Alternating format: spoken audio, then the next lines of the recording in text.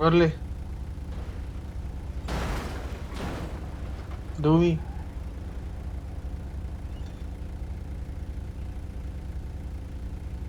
ठीक होईल किती मशीन असतं का आता